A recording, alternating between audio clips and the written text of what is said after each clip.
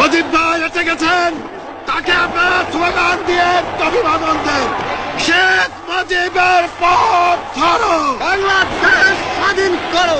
মুজিব ভাইয়ের পথ ধরো, বাংলাদেশ স্বাধীন করো।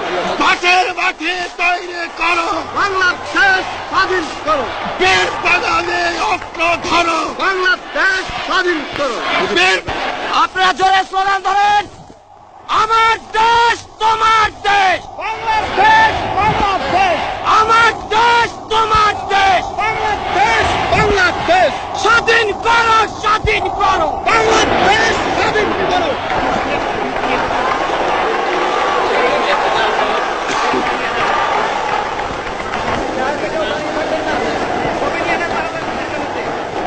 ভাইয়েরা আমার, আজ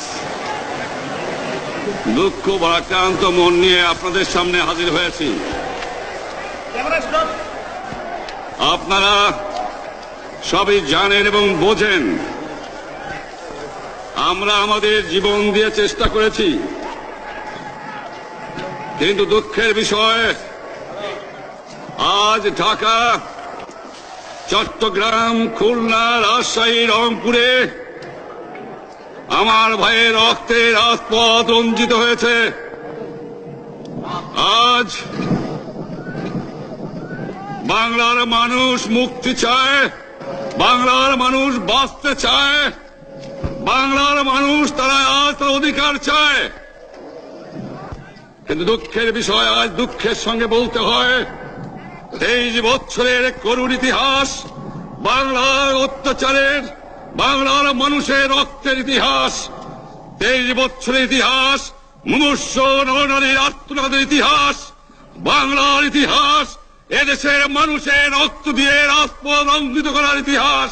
1952 সালে রক্ত দিয়েছি, 1954 সালে নির্বাচনে জয়লাভ করেও আমরা গদিতে বসতে পারি নাই।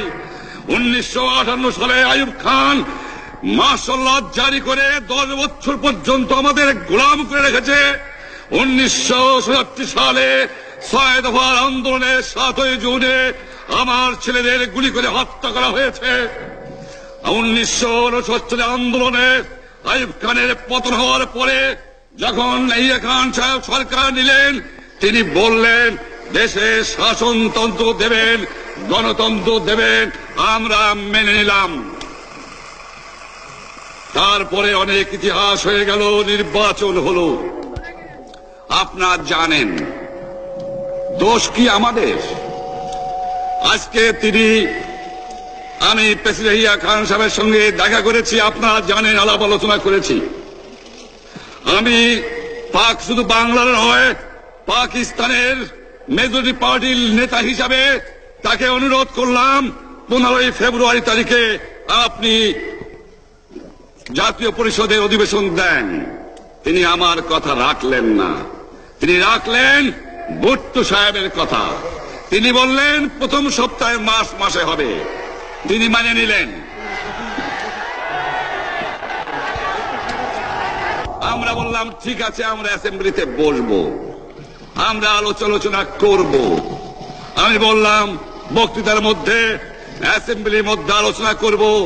এমনকি আমি এ পর্যন্ত বললাম যদি কেউ ন্যায্য কথা বলে, আমরা সংখ্যায় বেশি হলেও একজন যদিও সে হয়, তার ন্যায্য কথা আমরা মেনে নেব। আসুন বসি, আমরা আলাপ করে শাসনতন্ত্র তৈরি করি।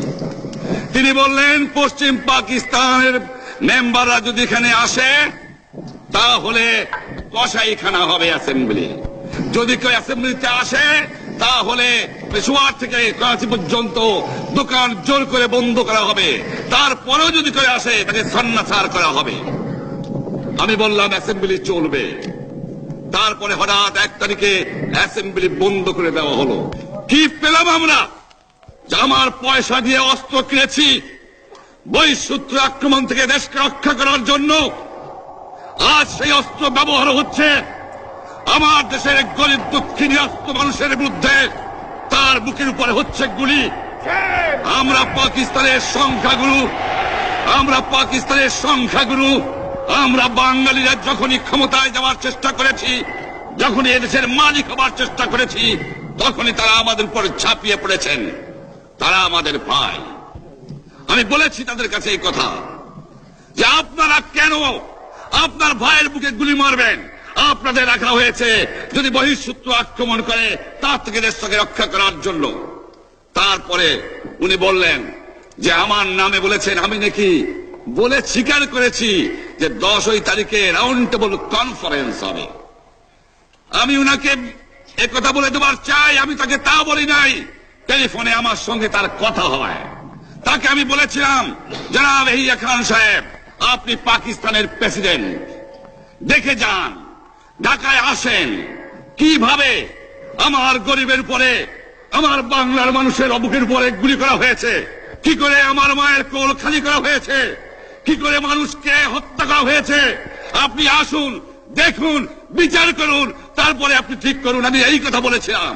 হঠাৎ আমার সঙ্গে পরামর্শ না করে বা আমাদের সঙ্গে আলোচনা না করে 5 ঘন্টা গোপনে বৈঠক করে যে বক্তৃতা তিনি করেছেন এবং যে বক্তৃতা করে অ্যাসেম্বলি করেছেন, সমস্ত দোষ তিনি আমার উপরে দিয়েছেন, বাংলার মানুষের উপরে দিয়েছেন।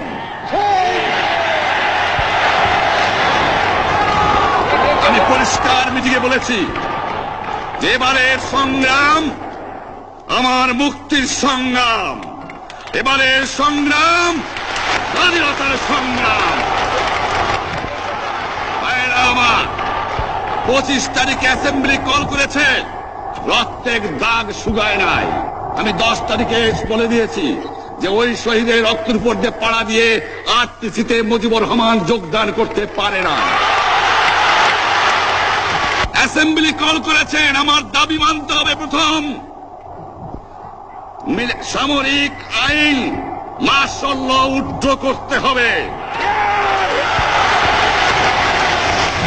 সমস্ত সামরিক বাহিনীর লোকদের ব্যারাকে ফেরত দিতে হবে, যেভাবে হত্যা করা হয়েছে তার তদন্ত করতে হবে, আর জনগণের প্রতিনিধির কাছে ক্ষমতা হস্তান্তর করতে হবে। তারপরে বিবেচনা করে দেখব আমরা অ্যাসেম্বলিতে বসতে পারবো কি পারবো না। এর পূর্বে অ্যাসেম্বলিতে বসার, আমরা অ্যাসেম্বলিতে বসতে আমরা পারি না। জনগণ সে অধিকার আমাকে দেয় নাই। ভাইয়েরা আমার, তোমরা আমার উপর বিশ্বাস আছে? আমি প্রধানমন্ত্রিত্ব চাই না, আমরা দেশের মানুষের অধিকার চাই। আর যদি একটা গুলি চলে, আর যদি আমার লোকের উপর হত্যা করা হয়, তোমাদের উপর কাছে আমার অনুরোধ রইল, প্রত্যেক ঘরে ঘরে দুর্গ করে তোলো। তোমাদের যা কিছু আছে তাই নিয়ে শত্রুর মোকাবেলা করতে হবে এবং জীবনের তরে রাস্তাঘাট যা যা আছে সবকিছু আমি যদি হুকুম দেবার নাও পারি, তোমরা বন্ধ করে দেবে। তোমরা আমার ভাই, তোমরা ব্যারাকে থাকো, কেউ তোমাদের কিছু বলবে না, কিন্তু আর আমার বুকের পর গুলি চালাবার চেষ্টা করো না, ভালো হবে না। 7 কোটি মানুষকে তাবায় রাখতে পারবো না।